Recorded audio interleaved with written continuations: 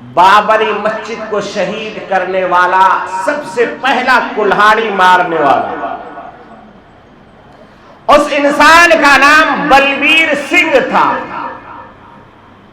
وہ اسی گروگرام اور ہریانہ کا رہنے والا تھا۔ بابری مسجد تو شہید ہو گئی۔ جب یہ واپس اس کی اینٹوں کو لے کے گھر گیا، اس کے والد نے اس کو گھر میں گھسنے نہیں دیا۔ اسی طرح کے بیانات سننے کے لیے مولانا منور حسین صدیقی آفیشیل کو سبسکرائب کریں۔ بسم اللہ الرحمن الرحیم۔ اللہ رب العزت کا بے انتہا کرم اور احسان ہوا کہ اللہ تبارک و تعالی نے آج ہم سب کو ایمان اور یقین کے ساتھ صحت و عافیت کے ساتھ نماز جمعہ کے لیے جمع فرمایا۔ اللہ تبارک و تعالی سے دعا فرمائے کہ اللہ تبارک و تعالی ہم سب کے جمع ہونے، کہنے اور سننے کو بے حد قبول فرمائے اور ہمیں عمل کی توفیق عطا فرمائے، آمین یا رب العالمین۔ سامعین محترم، عزیزان گرامی، آج جو میں نے قرآن حکیم کی 2 آیتیں تلاوت کی ہے، ایک سورہ بقرہ کی ہے اور ایک سورہ آل عمران کی ہے۔ ان 2 آیتوں میں اللہ تبارک و تعالی نے ایک خاص مضمون کی طرف اشارہ فرمایا کہ انسان جس طریقے کا تدبیر کرتا ہے، اللہ بھی اسی کا تدبیر کرتا ہے اور اللہ کی تدبیر سب پر غالب آتی ہے۔ اس کو مثال سے سمجھیے، پیارے آقا محمد عربی صلی اللہ تعالی علیہ وسلم جب آپ مدینہ ہجرت کر کے گئے تو مدینے میں 3 قومیں آباد تھیں۔ سب سے زیادہ وہاں کی جو آبادی تھی وہ یہودیوں کی تھی، اور دوسرے نمبر پر مشرکین تھے، تیسرے نمبر پر مسلمان تھے، بہت گنے چنے کم افراد۔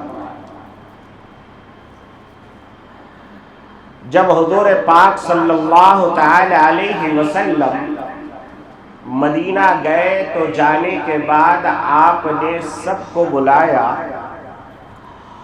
اور بلا کر کے ایک فیڈریشن قائم کیا، ایک تنظیم بنائی، ایک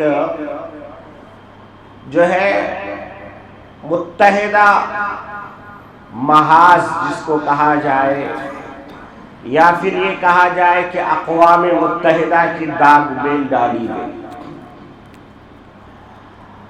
اس کا سب سے بڑے سربراہ ہم سب کے پیارے آقا محمد عربی صلی اللہ تعالی علیہ وسلم تھے،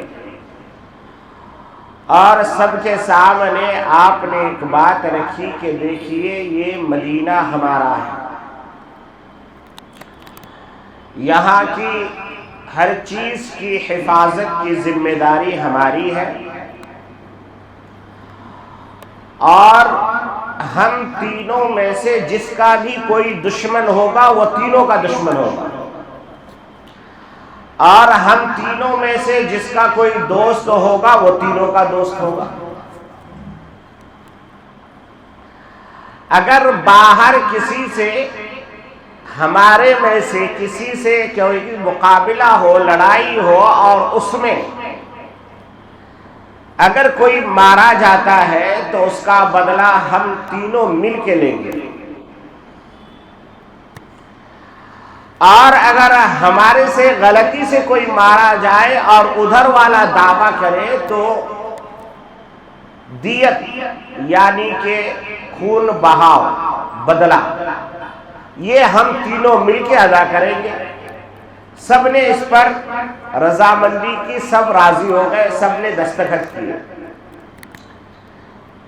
کچھ ہی دنوں کے بعد ایک مسلمان سے باہر کا 2 آدمی مارا گیا، اور وہ اتفاق سے وہ مدینے کے میثاق میں داخل تھا کہ ان سے ہماری دوستی ہے، ان کو کوئی مارنا نہیں، مگر غلطی سے ایسا ہو گیا، ان کو معلوم نہیں تھا۔ تو مدینے میں میٹنگ ہوئی، اور میٹنگ ہونے کے بعد کہا کہ بھائی اس کا ہمیں خون بہا یعنی بدلہ، جس کو دیت کہا جاتا ہے، دیت دینا ہے، تو سب مل کے اس کو ادا کریں۔ تو سب نے کہا کہ بہت اچھی بات ہے۔ پھر آقا صلی اللہ تعالی علیہ وسلم، کیونکہ ایک آدمی کی دیت جو ہے وہ بہت لمبا معاملہ تھا، تو آپ صلی اللہ تعالی علیہ وسلم اس دیت کے چندہ جمع کرنے کی غرض سے مدینے کی گلیوں میں گئے۔ اس میں سے ایک یہودی کا قبیلہ تھا جس کا نام تھا بنو نذیر، ان سے آپ نے کہلا بھیجا تو انہوں نے ویلکم کیا، کہا کہ آپ آئیے، ہم دینے کے لیے تیار ہیں۔ اور ہم نے کب منع کیا، ہم تو آپ کے انتظار میں بیٹھے کہ اب آئے۔ تو اللہ کے نبی صلی اللہ تعالی علیہ وسلم بنو نذیر کے خاندان میں داخل ہوئے چندہ کرنے کے لیے۔ جب داخل ہوئے تو یہ یہودیوں نے ایک سازش کی۔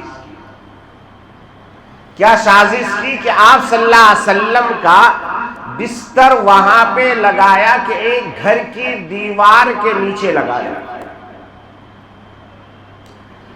اور اللہ کے نبی کو وہاں پر بیٹھایا، اور پتھر کے بڑے بڑے سر چھت کے اوپر رکھ دیے۔ کہا جیسے نبی یہاں بیٹھ کے بات کریں گے، ہم لوگ اوپر سے پتھر گرا دیں گے، نبی شہید ہو جائیں گے، نعوذ باللہ۔ اسی کو اللہ تبارک و تعالی نے فرمایا وَمَكَرُوا وَمَكَرَ اللَّهُ وَاللَّهُ خَيْرُ الْمَاكِرِينَ۔ ایک مکر تم نے کیا، ایک چال تم چل رہے تھے، اور اللہ بھی ایک چال چل رہا تھا، مگر بہترین چال چلنے والا، بہترین تدبیر کرنے والا اللہ کی ذات ہے۔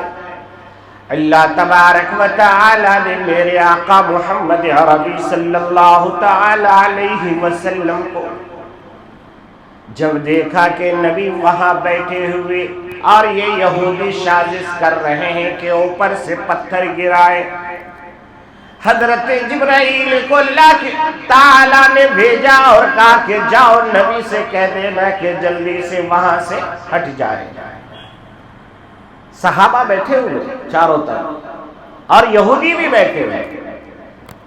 اللہ کے نبی چپ چاپ اٹھے، لوگوں کو محسوس ہوا کہ شاید اللہ کے نبی کو ضرورت پیش آئی ہے قضاء حاجت کی، اس لیے وہ چپ چاپ نکل گئے وہاں سے، کسی کو کچھ نہیں بتایا۔ اور یہودی کیونکہ چاہتے تھے کہ نبی کو شہید کریں، تو انہوں نے، ان کا پلان تو فیل ہو گیا۔ اب وہ اس انتظار میں بیٹھیں کہ نبی دوبارہ آئے، اور صحابہ بیٹھے ہوئے کہ نبی آئیں گے آئیں گے، بہت دیر ہو گئی۔ تو صحابہ نے کہا کہ شاید اب نبی پاک صلی اللہ علیہ وسلم نہیں آئیں گے، تو اٹھ کر کے سب مدینے آ گئے، قریب میل تھا وہ۔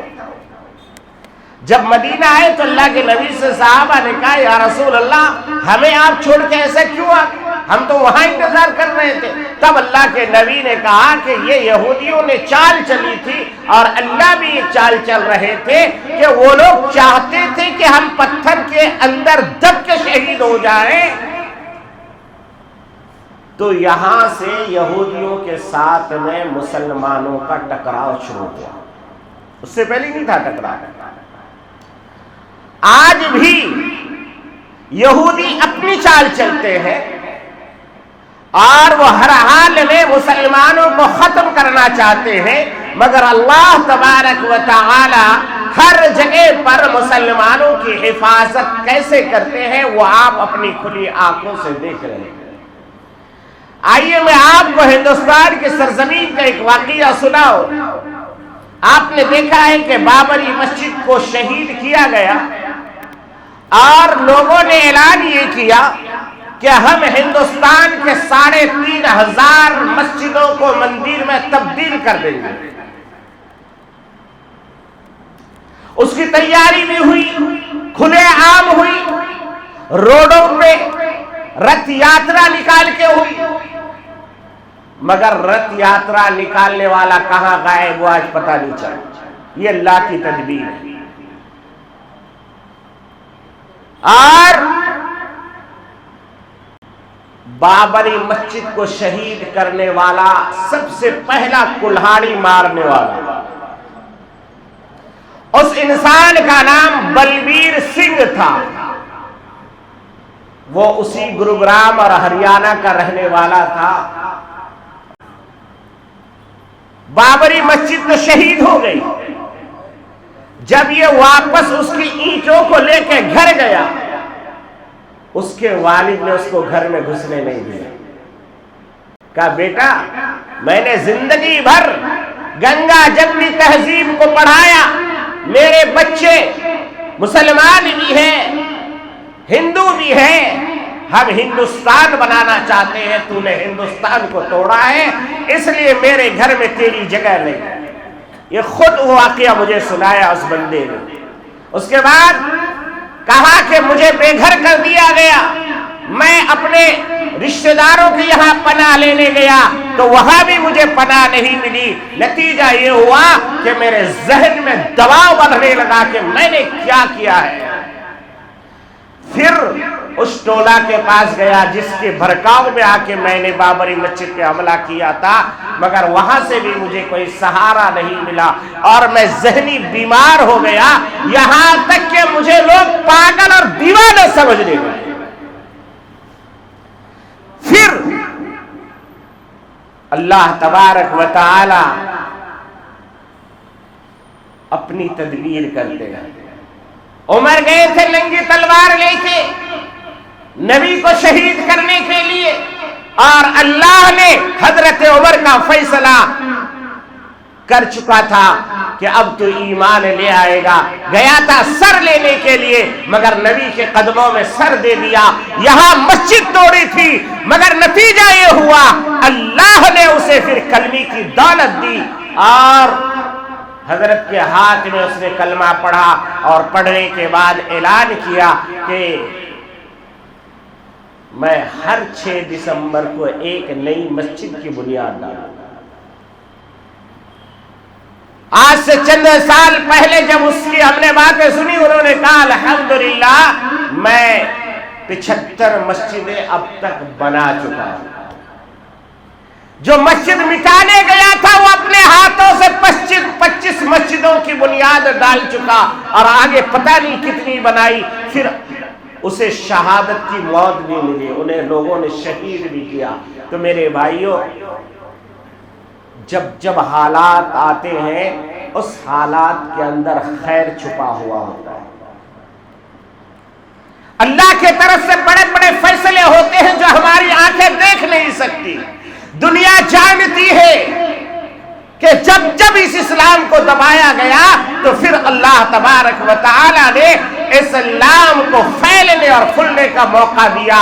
میرے یارو، اس کے لیے ضروری یہ ہے کہ ہم پکے اور سچے مومن بن جائیں۔ ہمیں لوگ اسلام سمجھتے ہیں، ہم اسلام نہیں، ہم اسلام کے فرد ہیں۔ اسلام تو بہت پاکیزہ نام ہے۔ اگر ہم سب پکے سچے اسلام کے متوالے بن جائے تو دنیا میں کوئی بھی دوسری قومیں اور نہیں رہے گی سوائے مسلمانوں کے، مگر شرط یہ ہے کہ وَلَا تَهِنُوا وَلَا تَحْزَنُوا وَأَنْتُمُ الْأَعْلَوْنَ إِن كُنتُم مُؤْمِنِينَ، بشرط کہ آپ اور ہم پکے سچے مومن بن جائیں۔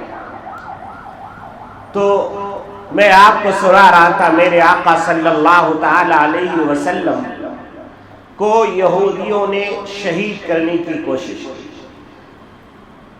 تو میں نے جو آیتیں پڑھی یخادعون اللہ کہ یہ لوگ اللہ کو دھوکہ دینا چاہتے ہیں، وما یخدعون، اور حقیقت میں یہ ہے کہ یہ اللہ کو دھوکہ نہیں دے سکتے بلکہ یہ خود دھوکے میں پڑ جاتے ہیں، وَهُمْ لَا يَشْعُرُونَ، یہ لوگ عقل ہی نہیں رکھتے، عقل سے پیدل ہیں، یہ لوگ بیوقوف ہیں۔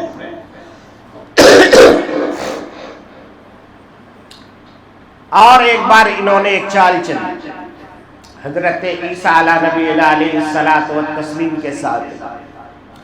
کیا چال چلی؟ حضرت عیسیٰ علیہ السلام اپنے گھر میں اپنے حجرے میں 12 صحابی کے ساتھ مشورہ کر رہے تھے۔ آپ کے 12 حواریین، 12 دوست، 12 صحابی، 12 ساتھی موجود تھے۔ انہوں نے دھوکہ یہ کیا، انہوں نے ایک تدبیر چلی کہ آج جو ہے عیسیٰ کو شہید کر دیں گے۔ حضرت عیسیٰ علیہ السلام گھر میں بیٹھے ہوئے تھے اور آپ کے ساتھی 12 تھے، چاروں طرف سے یہودیوں نے گھیر لیا، ننگی تلواریں ہاتھ میں، بھالے برچھے۔ آج کل دیکھتے ہیں ہماری مسجدوں کے سامنے بھالے برچھے تلواریں، حکومت کی آنکھوں میں جوں تک نہیں رینگتی، حکومت کی آنکھیں پتھرا جاتی ہے، دیکھ نہیں سکتی۔ ہاں مسلمان کے گھر میں سبزی کاٹنے والی چاقو مل جائے تو وہ تلوار سے بڑی ہو جاتی ہے۔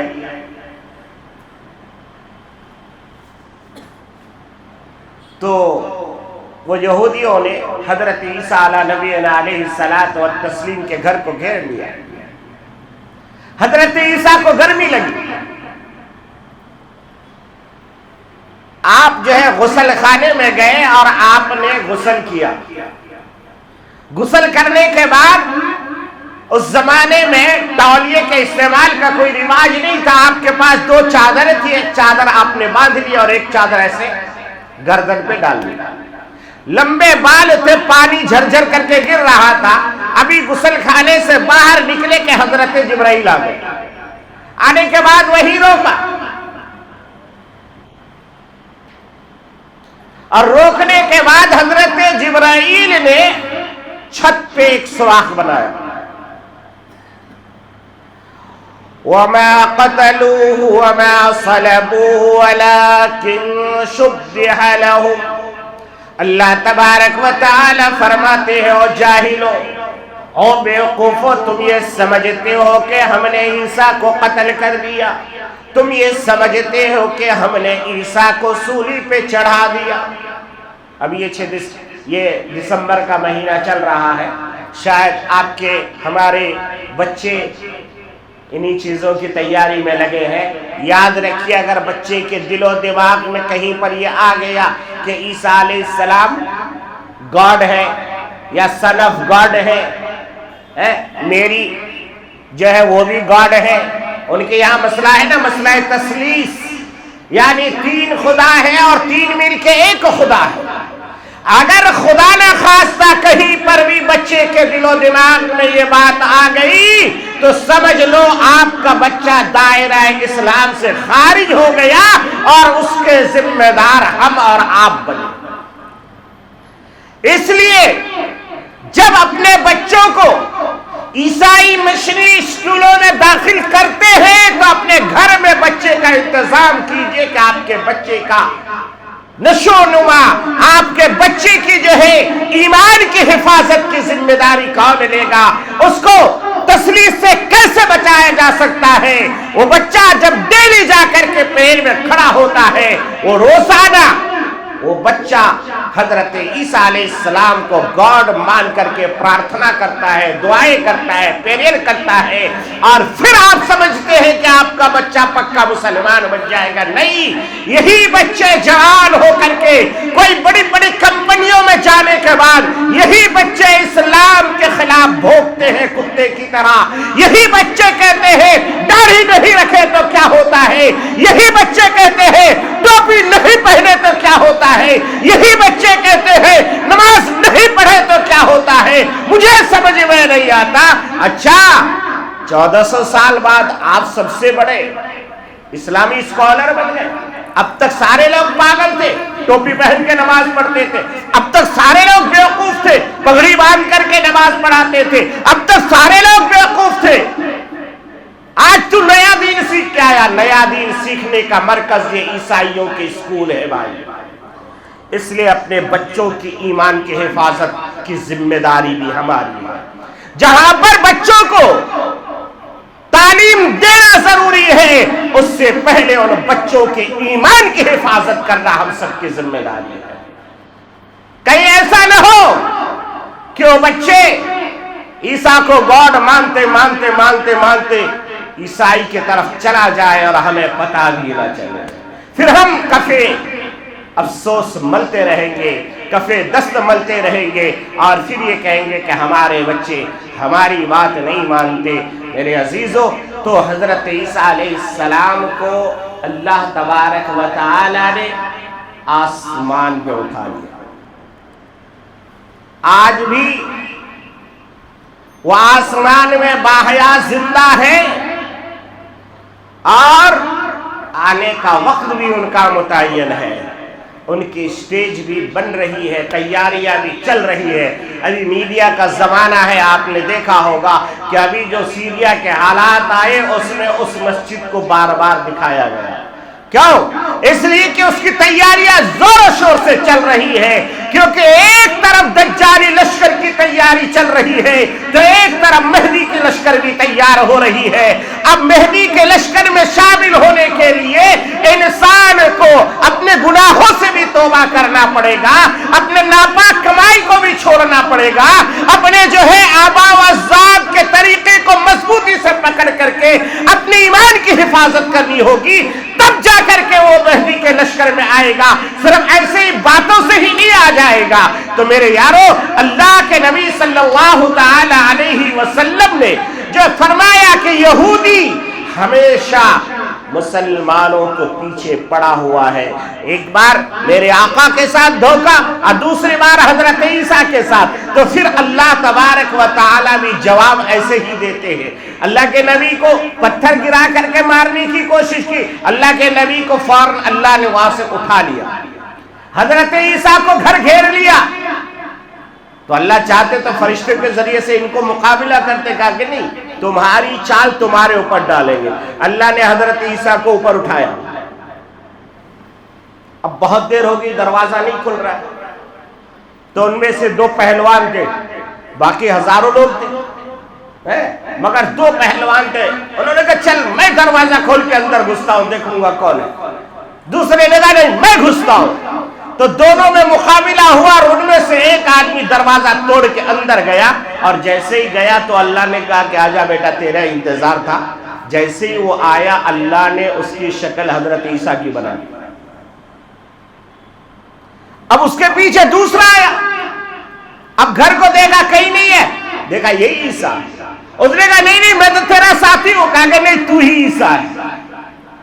اسی لیے اللہ نے کہا وَمَا قَتَلُوهُ وَمَا صَلَبُوهُ وَلَكِنْ شُبِّهَ لَهُمْ, کہ ہم نے عیسیٰ کو قتل تو دور کی بات ہے, تمہارے ہاتھ بھی اس کو چھو نہیں سکتا. عیسیٰ تو میرا پاکیزہ بندہ ہے. ہاں اتنا معاملہ ضرور ہے, میں معاملہ ایسا گول مول کروں گا کیونکہ تم اپنی چال چل رہے ہو اور میں اپنی چال چلتا ہوں, تو پھر تمہیں کو سولی پہ چڑھایا جائے گا.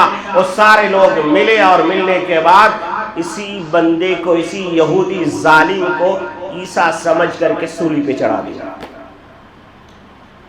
جب معاملہ ختم ہو گیا تو اب سب لوگ جو ہے اپنی گنتی کرنے لگے کہ بھائی ہم لوگ آئے اتنے تھے, فلاں نظر نہیں آ رہا, فلاں نظر, چلو گھر میں جا کے دیکھو. جب پتا چلا کہ وہی عیسائی وہی عیسیٰ کی جگہ میں مصلوب ہوئے ہیں, قتل ہوئے ہیں. تو میرے دوستوں اور بزرگوں, آج بھی ہمارے ہندوستان میں جو تدبیریں چل رہی ہے یہ مسجدوں کو مندر بنانے کی تدبیریں نہیں ہے، بلکہ شرط یہ ہے کہ ہم اور آپ اللہ پر پکے اور سچے ایمان والے بن جائیں۔ تو یہ لوگ جو آج مسجدوں کو مندر بنا رہے ہیں یہ کلمہ بھی پڑھیں گے، اللہ کے دین میں بھی داخل ہوں گے، نبی کو بھی مانیں گے، اور ماننے کے بعد پھر یہی لوگ کہیں گے کہ اللہ کی پوجا کریں گے۔ شرط یہ ہے وَأَنْتُمُ الْأَعْلَوْنَ إِن كُنتُم مُؤْمِنِينَ کہ تم پکے اور سچے مومن بن جاؤ۔ میرے دوستوں اور بزرگوں، آج حالات بہت تیزی سے کروٹیں بدل رہا ہے۔ سائنس نے ترقی کی، سائنس یہ سمجھتی ہے کہ اس دنیا کو اگر خیر و خوبی کے ساتھ چلنا ہے تو اس کا واحد علاج یہی ہے کہ یہ اسلام کا بول بالا ہو۔ اسلام پھیل رہا ہے، پھول رہا ہے، مگر اس کے لیے وہی شرط ہے کہ جب تک آپ اسلام کو اسلام کی روحانیت کے ساتھ نہیں سمجھیں۔ ابھی ہمارے ایک دوست بخارا، سمرقند اور کرگستان، ازبکستان، تاجکستان وغیرہ 4 مہینے کی جماعت سے آئے، ہمارے محلے کے ہیں۔ انہوں نے آ کے روداد سنایا، حقیقت سنائی۔ انہوں نے کہا بخاری، امام بخاری رحمت اللہ علیہ جہاں بیٹھ کے بخاری لکھا، ان کے مدرسے کا 101 کمرہ ہے، اس مدرسے کو میوزیم میں تبدیل کر دیا گیا۔ وہاں اب اللہ کی تعلیم نہیں ہو رہی۔ جس جگہ پہ شہر ترمذ ہے، ترمذی شریف لکھی گئی حدیث کی معتبر کتاب، آج اس شہر میں اللہ کا نام لینے والا نہیں ہے۔ جہاں پر ہدایہ لکھی گئی وہاں پر داڑھی اور ٹوپی والا کوئی نظر نہیں آتا، امام بھی صفا چٹ ہوتا ہے اور ایسے ہی ایک جبہ رکھا ہوا رہتا ہے محراب میں۔ حال فی الحال کی بات، 8 دن بھی نہیں واپس آئے، انہوں نے آپ کو سنایا پورا واقعہ، کہا کہ امام صاحب صفا چٹ ہوتے ہیں، پینٹ شرٹ میں آتے ہیں، کار سے اترتے ہیں، مصلی پہ کھڑا ہو کے ایسا جبہ ڈال لیتے، نماز پڑھا کے پھر اس کو اتار کے یہ رکھ کے پھر چلے جاتے۔ کہاں سے آئے؟ صرف 70 سال وہاں پر کمیونسٹ کی حکومت نہیں، اس کے پہلے بھی مسلمانوں کی حکومت تھی، آج بھی مسلمانوں کی حکومت ہے، صرف 70 سال کی پابندی تھی۔ اس 70 سال میں لوگ دین کو بھول گئے، کلمے کو بھول گئے، روزہ کو بھول گئے، نماز کو بھول گئے۔ وہ امین صاحب بتا رہے تھے کہ مولانا ہم السلام علیکم کہتے ہیں تو ان کو وعلیکم کا جواب بھی معلوم نہیں، وہ ایسا سر جھکا دیتے ہیں۔ میں نے پوچھا امیر صاحب بتائیے کہ یہ حالات کیوں آئے؟ بھائی وہاں تو 70 سال کی پابندی، یہاں تو 150 سال انگریز حکومت کر کے گیا ہے، وہاں 70 سال کیا یا 150 سال کیا، اور آج جو حکومت قابض ہے وہ حکومت بھی مسلمانوں کے 100% مخالف ہے۔ پھر بھی اسلام پوری دنیا میں جتنا مضبوط ہندوستان میں ہے کہیں نہیں ہے، یہاں تک کہ سعودی عرب میں بھی نہیں ہے۔ تو کہنے لگے کہ مولانا یہ بات سمجھ میں نہیں آتی۔ میں نے کہا دیکھو، جب وہاں پر پابندی لگی تو وہاں کا عوام اور علماء کا رابطہ ٹوٹ گیا، علماء اپنے جان بچانے کے چکر میں رہے اور علماء یا تو ہجرت کر گئے یا پھر اپنے اپنے گوشہ نشین ہو گئے۔ نتیجہ یہ ہوا کہ کچھ ہی 10-20 سال میں اسلام وہاں اجنبی بن گیا، مگر اس کے مقابل میں ہندوستان آئیے، یہاں پر جب انگریزوں کی حکومت آئی تو پہلے دن سے علماء سمجھ گئے کہ اب حکومت ہماری نہیں ہے، اب اسلام کے ماننے والے کی حکومت نہیں ہے، اب دشمنوں کی حکومت ہے۔ تو علماء نے یہ ذمہ داری اٹھا لی کہ آج کے بعد عقائد کا کام کرنا، آج کے بعد دینی مجاز بنانا، آج کے بعد اسلام کی تبلیغ و ترویج کرنا یہ علماء کی ذمہ داری ہے۔ علماء نے عوام کو سمجھایا، عوام نے اسے قبول کر لیا، علماء کا اور عوام کا رابطہ مضبوط ہوتا گیا، اسلام ہندوستان میں پھیلتا اور پھولتا گیا۔ 150 سال کے بعد بھی اسلام اسی طرح تروح تازہ رہا، اور بلکہ اور اس سے زیادہ مضبوط ہو گیا۔ پھر علماء نے دارالعلوم کے جال بچھا دیے۔ آج شہر بنگلور میں دیکھ لیجئے کتنے مدارس ہیں، یہ سب کے سب مدارس انگریز کی حکومت کے بعد بنے، اس سے پہلے کوئی مدرسہ نہیں تھا یہاں پر۔ آپ تاریخ اٹھا کے دیکھیے، کیوں؟ اس لیے کہ اس وقت کہیں ٹیپو سلطان شہید رحمت اللہ علیہ کی طرف سے حکومت چل رہی تھی تو وہ دینی کام کر رہے تھے، کہیں اور حکومت کر رہے تھے وہ دینی کام کر رہے تھے، مگر جب انگریزوں نے قبضہ کیا تو پھر علماء نے اس معاملے کو اٹھایا۔ میرے بھائیوں، آج بھی اگر علماء اور عوام مل جائے تو سارے مسئلے حل ہو سکتے۔ دین کو بچانا ہے تو دونوں کی ذمہ داری ہے، علماء کی بھی ذمہ داری ہے، عوام کی بھی ذمہ داری۔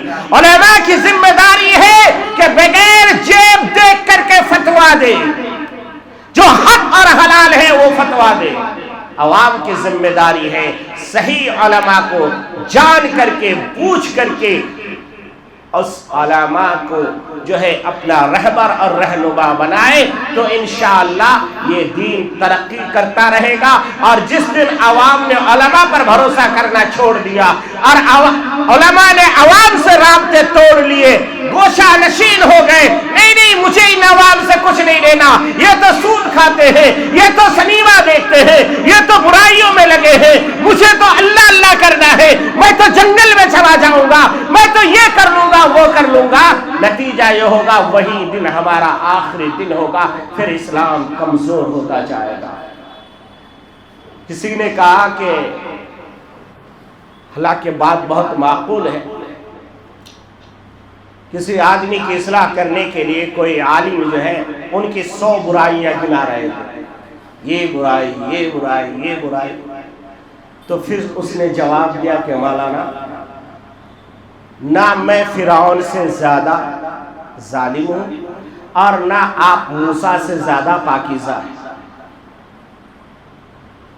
ہے نا بھائی، حضرت موسیٰ علیہ السلام سے بہتر تو کوئی عالم ہو نہیں سکتا، اور دنیا میں کتنا بڑا گنہگار کیوں نہ ہو جائے، وہ فرعون سے بڑا تو گنہگار ہو نہیں سکتا۔ تو آپ یہ کیسے کہہ سکتے ہیں کہ میرے لیے جو ہے دروازے ہدایت کے بند ہو گئے؟ بھائی میں کتنا بڑا بھی گنہگار ہوں، ایک بار اللہ کے دربار میں جاؤں گا اور اللہ سے کہوں گا اللہ میری توبہ، اے اللہ میری توبہ، مجھ سے غلطی ہو گئی مجھے معاف کر دیجیے، اللہ کہے گا جا بندہ میں نے تمہاری غلطیوں کو معاف کر دیا، ختم، وہ تو دھلا دھلا ہوگا۔ اور جو عالم اس کے پیچھے پڑا ہوا ہے کہ تو یہ کر رہا ہے یہ کر رہا ہے یہ کر رہا ہے، وہ موسیٰ سے زیادہ پاکیزہ تھوڑی ہے۔ تو اگر خدا نخواستہ اس نے توبہ کر کے اللہ کے یہاں محبوب بن گیا اور یہ اس کی برائی کر کے اگر توبہ نہیں کی تو معاملہ اس کا پھنس جائے گا۔